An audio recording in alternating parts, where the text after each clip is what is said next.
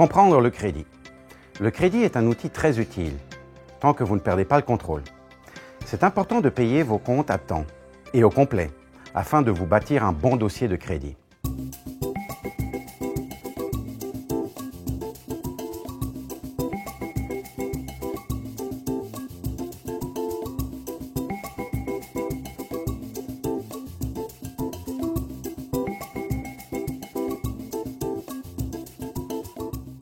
Pouvoir acheter à crédit ou emprunter de l'argent, ça peut être utile, mais ça peut aussi mener à des difficultés financières.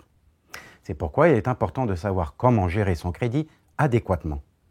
Nous allons d'abord énumérer les différents produits de crédit accessibles à la plupart des Canadiens. On parlera ensuite du dossier de crédit, du pointage de crédit et des agences d'évaluation du crédit. On testera aussi vos connaissances sur les cartes de crédit à l'aide d'un petit jeu questionnaire. Puis, on vous donnera quelques trucs pour éviter les problèmes avec les cartes de crédit. Enfin, on vous présentera quelques outils interactifs pour vous aider à choisir une carte de crédit, ainsi qu'à mieux comprendre les options de paiement liées aux cartes de crédit. Il existe plusieurs produits de crédit. Le plus connu est sûrement la carte de crédit. Mais il y a aussi le prêt étudiant, le prêt automobile, le prêt personnel, la marge de crédit et le prêt hypothécaire. Quand vous commencez à avoir recours à des produits de crédit, les agences d'évaluation du crédit créent un dossier de crédit et évaluent ensuite de quelle manière vous les utilisez. Les agences d'évaluation du crédit sont des entreprises privées qui vendent les données contenues dans votre dossier de crédit à leurs membres, c'est-à-dire les banques, les compagnies de cartes de crédit et autres institutions financières.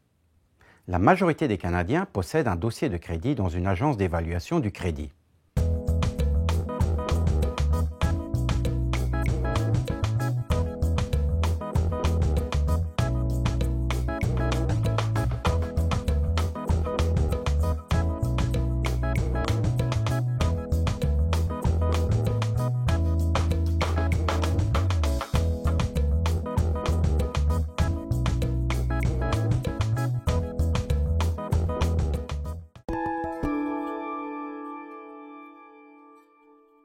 Un dossier de crédit est un document qui résume vos antécédents en matière de crédit.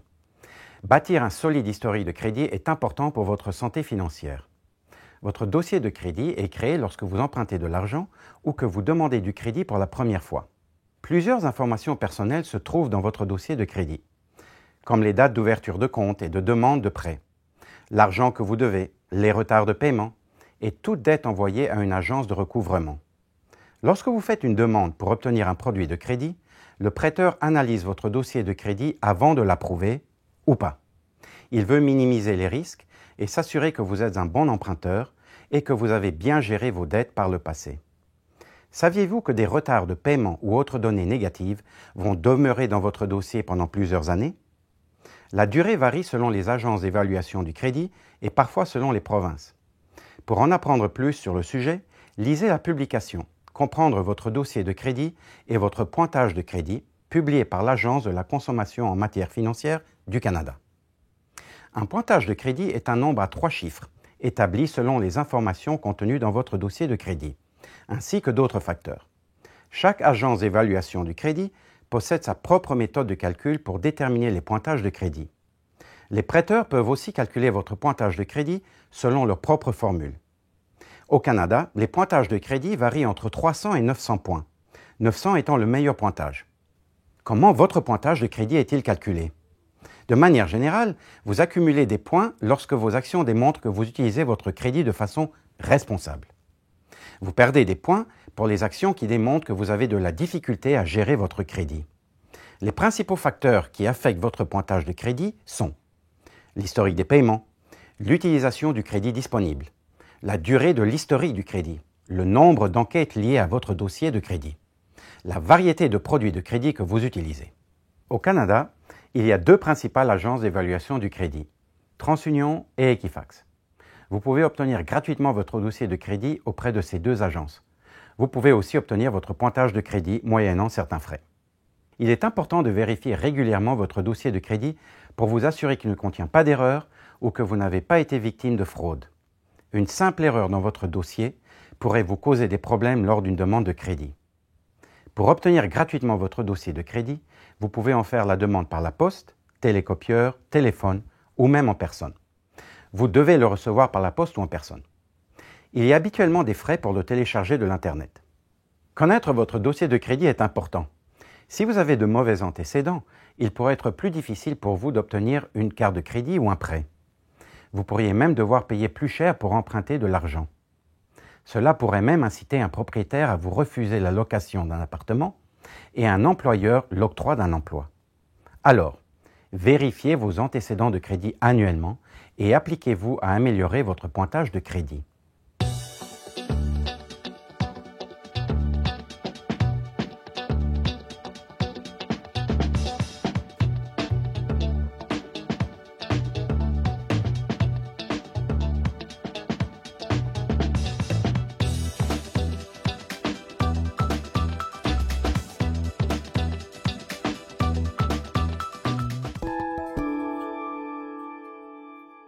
Maintenant, nous allons faire un petit jeu questionnaire pour évaluer votre niveau de connaissance sur les cartes de crédit.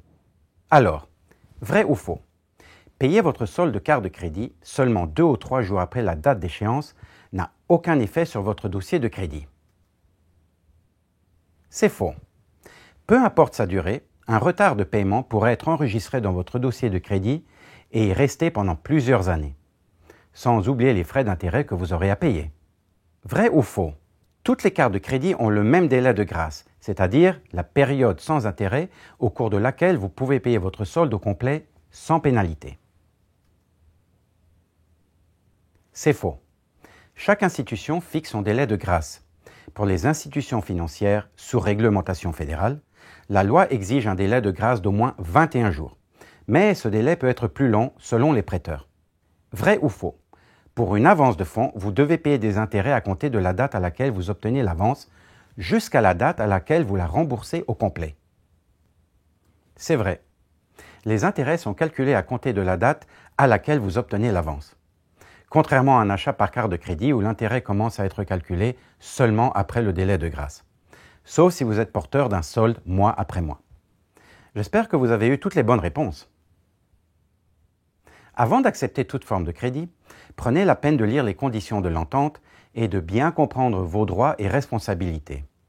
Pour en savoir plus, consultez le site web de l'Agence de la consommation en matière financière du Canada.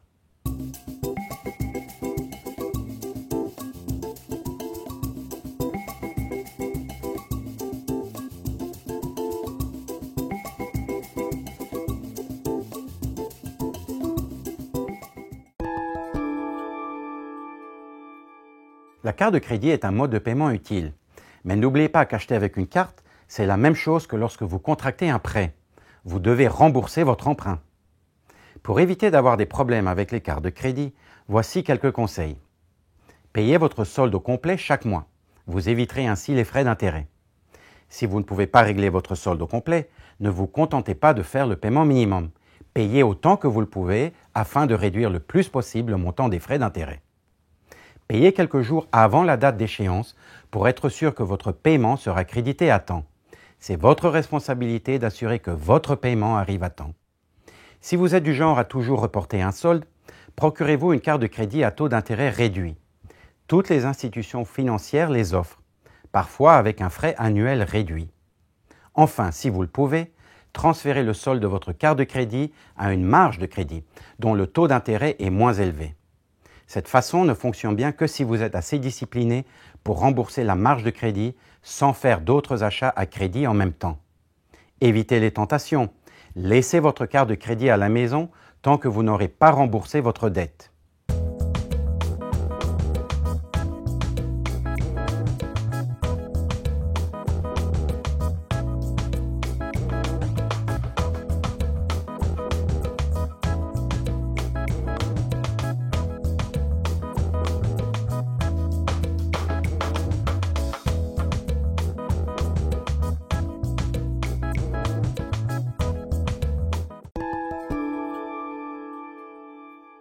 Vous pouvez trouver beaucoup d'informations à propos des dossiers de crédit et des produits de crédit, de même que des outils interactifs sur le site de l'Agence de la consommation en matière financière du Canada. L'outil de sélection de cartes de crédit permet de comparer les différentes cartes de crédit selon votre profil d'acheteur et vos besoins. La calculatrice de paiement de carte de crédit vous permet de constater ce qui se passe lorsque vous faites un simple paiement minimum, comparativement à lorsque vous remboursez une plus grande somme. Voyons maintenant comment fonctionne la calculatrice de paiement de carte de crédit. Étape 1. Commencez par entrer vos données dans la calculatrice. Pour cet exemple, nous allons utiliser les données inscrites par défaut, soit un solde de 1 000 $ à un taux d'intérêt annuel de 18%. L'option A. Que se passe-t-il si vous ne faites que le paiement minimum chaque mois? Le paiement minimum est habituellement 10 $, ou 3% du solde, soit le plus élevé des deux montants. Dans ce cas-ci, c'est 3% de 1 000 $, soit 30 $. L'option B. Que se passe-t-il si vous remboursez un peu plus que le paiement minimum exigé? Par exemple, vous payez un supplément de 5 $ par mois pour un total de 35 $. Et finalement, l'option C. Que se passe-t-il si vous donnez un montant fixe de 100 $ par mois? Étape 2. Cliquez sur le bouton « Calculer ». Étape 3. Examinez vos résultats. Avec l'option A, en remboursant seulement le paiement minimum, cela vous prendrait 10 ans pour rembourser le solde de 1 000 $, en plus de devoir payer des frais d'intérêt de près de 800 $. Avec l'option B, en ajoutant 5% au montant minimal, vous rembourseriez votre solde plus rapidement. Sur 10 ans, vous retrancheriez 3 ans et 10 mois et vous économiseriez 286 $ en frais d'intérêt. Et finalement, en payant un montant fixe de 100 $ par mois, comme dans l'option C, cela vous prendrait moins d'un an pour rembourser votre solde en payant moins de 100 $ en frais d'intérêt. Faites maintenant le test avec vos données. Votre solde, le taux d'intérêt de votre carte et le paiement minimum exigé sont tous indiqués sur vos relevés mensuels.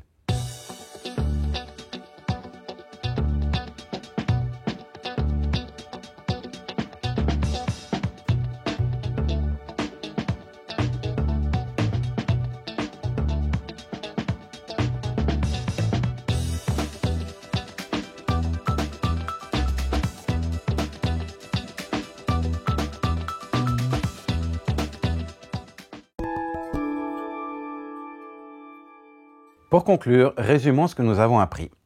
On a commencé par énumérer les différents produits de crédit. Puis nous avons vu en quoi consistait le dossier et le pointage de crédit, et qu'il était très important d'avoir de bons antécédents en matière de crédit. On a ensuite parlé des agences d'évaluation du crédit, et on a vu comment obtenir gratuitement une copie de votre dossier de crédit. Nous avons aussi fait un petit jeu questionnaire, qui nous a permis d'en apprendre plus sur les droits et responsabilités d'un détenteur de carte de crédit. Nous avons vu comment éviter les problèmes avec les cartes de crédit. Et finalement, nous avons examiné quelques outils interactifs vous permettant de mieux choisir une carte de crédit et de gérer vos options de paiement. Toute cette connaissance peut nous aider à utiliser le crédit de façon responsable. Je vous souhaite une bonne santé financière.